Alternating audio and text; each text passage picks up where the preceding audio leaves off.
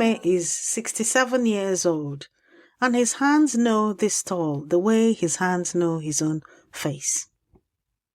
5 o'clock in the morning, Section C, Ariaria International Market, Aba. The largest second-hand clothing market in West Africa. And still, the light is not yet here. Kwame has been here since 4. Before the hawkers, before the generators roar to life and drown everything with their diesel breath. He ate breakfast an hour ago. White rice and ofe from Mama Ngozi's buka around the corner. Same breakfast, same corner, for 40 years. He is thinking about his youngest son, Emmanuel. Emmanuel is 22, born in Aba. He speaks Igbo with the accent of the Umuahia Road, where they lived when he was small.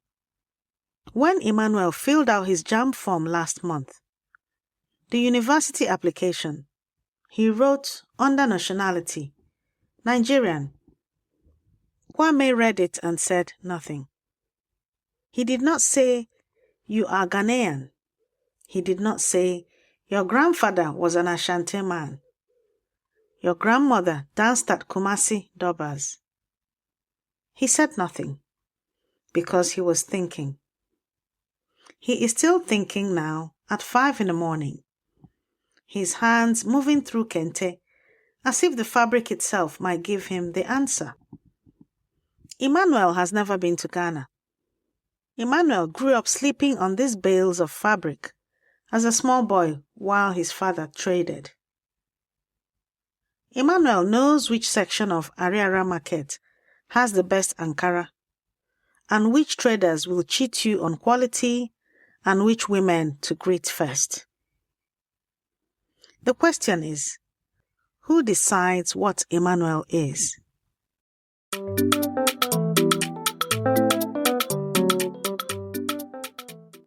Ndewo no. I am Yvonne Mbanefo, heritage futurist and daughter of the soil. Welcome to Igbo Daily Drops. Episode 94, week 19, day 4, Thursday. Today, in Igbo, the past tense is not just memory. It is proof of presence. Belonging is accumulated, not inherited. Ka anyị bido. Let us begin. By 7 o'clock, the market is fully awake. And Adeze, third generation, her grandmother sold fabric in this same section, appears at the entrance to Kwame's stall. She is 26 now. She was 4 years old the first time she came here with her mother and saw the Ghanaian man with the kente. She has called him Nna her whole life, not as a courtesy, because she means it. Today, she needs a contact in Kumasi, a supplier. She says it plainly, "Nna, I need someone I can trust." He gives her the number. He gives her the name of the man's brother too, because the brother is the one who negotiates. He knows this because he has been going to Kumasi since before Adeze was born. She leaves. A Nigerian American woman appears. She is writing a travel piece on African markets. She is looking for the most authentic Igbo fabric. She points to Kwame's stall, looks at his face, looks at his accent, looks uncertain. Kwame points to his own stall. He does not explain himself. 40 years, he thinks. And still, a Ghanaian accent is treated like a disqualification. Today, 3 sentences that do not just describe the past. They claim it. Repeat after me. Sentence 1.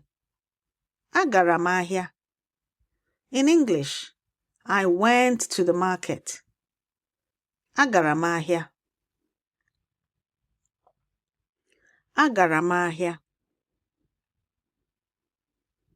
Agara m ahịa. Kwame has said these words in Igbo every single morning for 4 decades.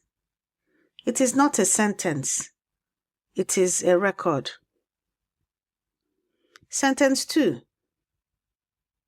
Eriri m nri. In English, I ate food. Eriri m nri. Eriri m nri. Eriri m nri. He ate Mama Ngozi's food. He ate at her corner. This morning and 10,000 mornings before it. Sentence 3. Ehiri m ụra. In English, I slept. Ehiri m ụra. Ehiri m ụra. Ehiri m ụra. He rested here, in this market, in this city. That rest is the grammar of home. These 3 sentences are in your free speaking workbook this week. Download it at learnibonow.com. If you're driving right now, just listen.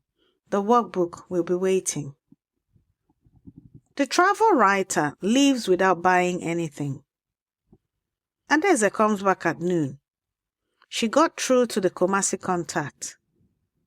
She says, Nna, ị bụ onye ahịa chọrọ. Father, you are the person this market needs.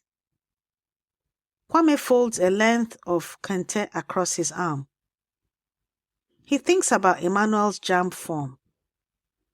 He thinks about 40 years of market mornings.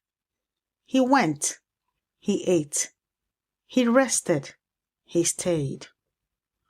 The question of whether he belongs in Aba was answered by Aba itself, one morning at a time.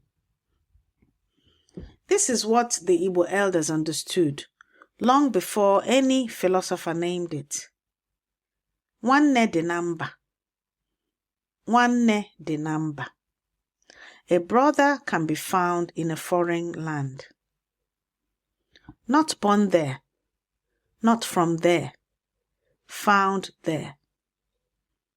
Through 40 years of rice and ofaku before dawn, through an Igbo wife buried in Aba soil, through a daughter in love who calls you Nna with absolute sincerity.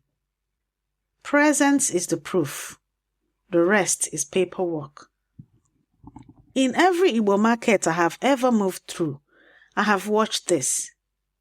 The trader who stays is the trader who belongs.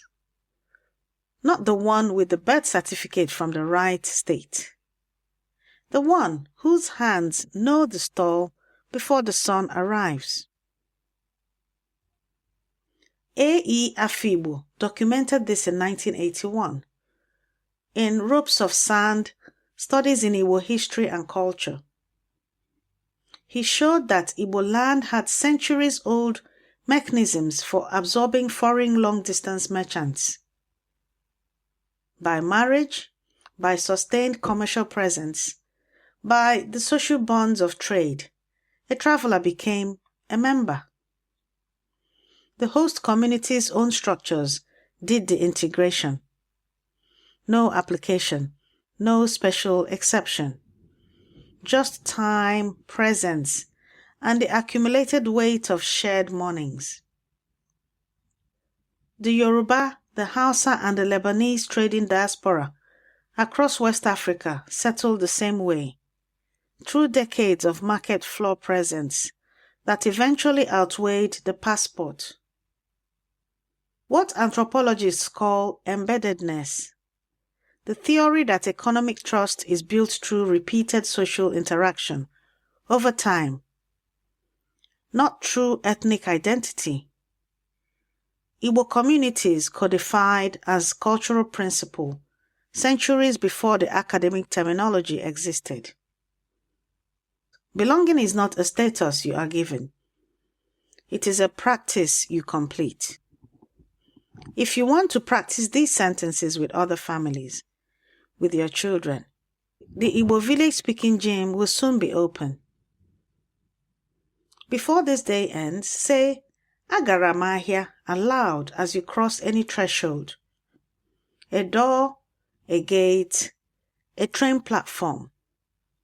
Not as language practice, as a declaration. Because Nwanne dị na mba does not only mean your brother is somewhere in the world.